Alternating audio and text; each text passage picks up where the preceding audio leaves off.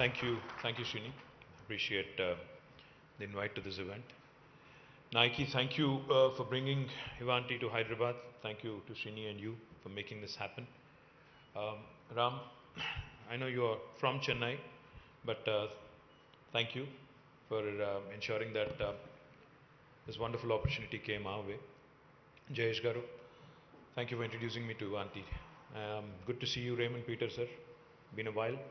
In fact, Raymond Peter Garu was one of my first principal secretaries when I became a minister back in 2014. So it's always good to catch up, with somebody as senior and somebody as knowledgeable. Thank you, sir. To the entire family of Ivanti, thank you for inviting us to this occasion. Now, I was just telling these guys when we were chatting back room that in today's world, where your phone talks to your refrigerator, which also talks to your car, that can talk to your washing machine, we live in this interesting world of Internet of Things, where each device by itself can start talking to the other without any sort of human intervention. I think we are headed there pretty much. It is both exciting and also a bit scary if you think about it, because I don't know about you guys, but during the pandemic, I got to watch a lot of TV and lot of OTT, series. One of the things I watched was this series called Next. I think it was. Yep.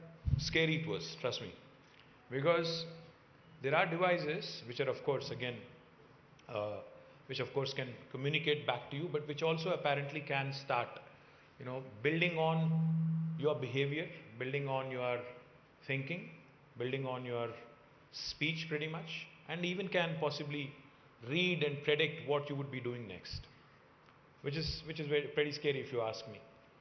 And then I was just sharing with these guys also, while devices by themselves again and their behavior and all the technology that goes into it is of course quite exciting, there is again the entire pandemic that has happened and that has opened our eyes to the possibilities of how we can live, how we can in fact work, how we can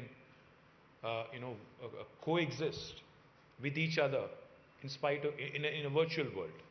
I think in the last 18 months, for many of us have been an eye opener. For many of us, it has been very, very interesting. In fact, initially when COVID hit us, none of us really were sure on how to handle it.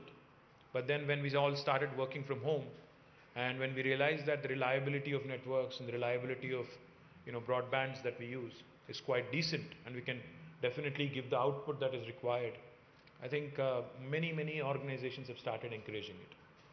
But the fact is, as we become more and more reliable, as we become more and more reliant on broadbands and networks, security becomes a huge challenge for enterprises, for governments, for institutions. Because I remembered what I was told by our dear friend Ajay Banga, who heads Mastercard. Ajay is one of the most respected business leaders in the United States. He's of Indian origin, and he also has a Hyderabadi connection. He went to school in Hyderabad public school. So when we met him back in the US, he told me, as a CEO of Mastercard, he said, on a good day, my database, my servers get hit by hackers about 30,000 times, and on a bad day, that number could be anything. It could be as high as 100,000. It was scary, the numbers that he was reeling out.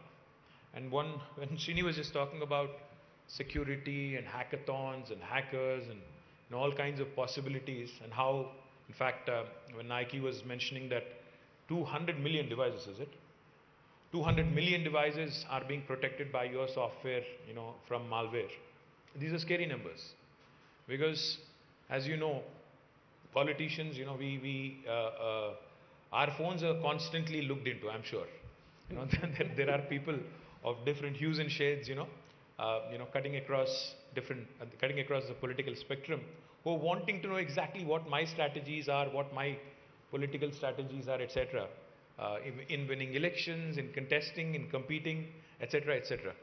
So yes, we are always constantly paranoid, we are constantly worried, we are constantly looking over our shoulder to see what's happening, who's doing what in my phone, etc. So guys, thank you very much, for giving us that confidence that you guys can protect us. You said 200 million devices, so I'm sure I have two devices, which you can certainly protect, which you can certainly ensure that they become hack-proof.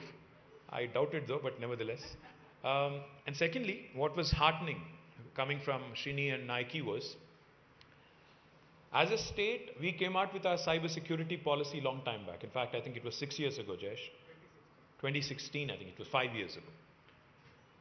When we came out with our cybersecurity policy and when we started working with various institutions on how to possibly develop an ecosystem which will create more entrepreneurs, which will create cyber warriors, which will ensure that our devices, our enterprises, our knowledge, our IP is kept safe. We never thought we'd actually run into a situation where we would eventually be caught in a pandemic where everything will go virtual. But today, if you look around, I think we have shown the world that functioning even in adverse circumstances like COVID and the pandemic has been quite reliable, has been quite easy in fact, and I'm confident that with the kind of experiences we've had and with the kind of software solutions that Ivanti and others produce from our state, our country, I think we can definitely give the confidence to the investors who are coming in from various parts of the world.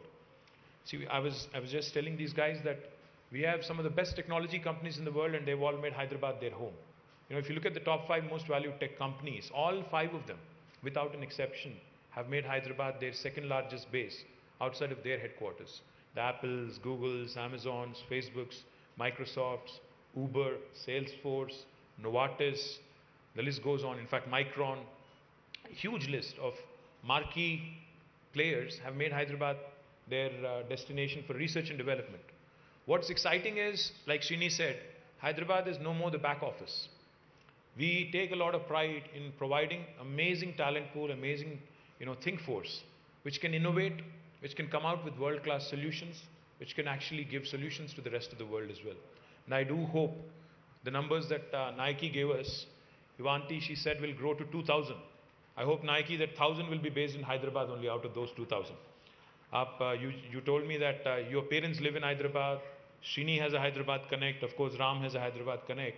We'll make sure that we do everything from our side, myself and Jayesh's, to ensure that your operations continue to grow here and you hit that magic 1,000 number ASAP.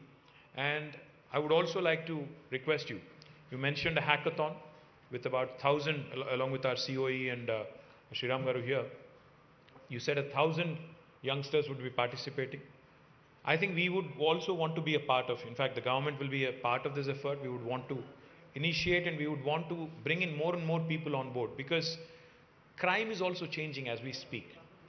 Crime is not so much about few thugs on the street anymore. Crime is also now changing its form. Cybercrime is becoming more and more dangerous, more and more prevalent. Telangana in fact will be the first state in the country to draft out its own legislation on cybercrime. And we are drafting this in tandem with Nalsar.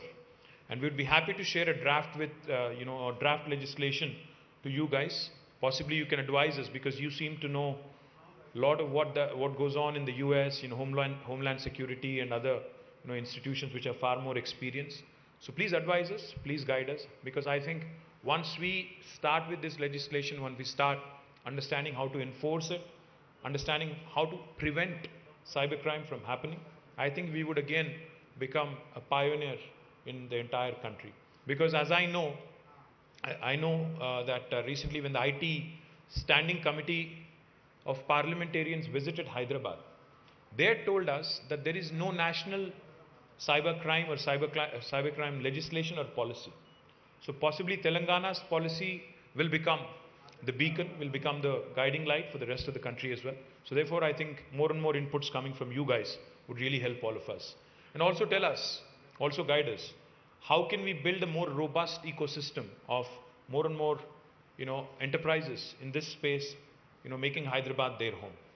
I look forward to working with my team and myself closely with you guys and understanding this ever-changing, dynamic, technological challenge that we face. So congratulations to Ivanti on making Hyderabad one of their most important centers, and to the entire family of Ivanti. So good luck, keep us safe, keep growing, and I think make Hyderabad your home. Thank you.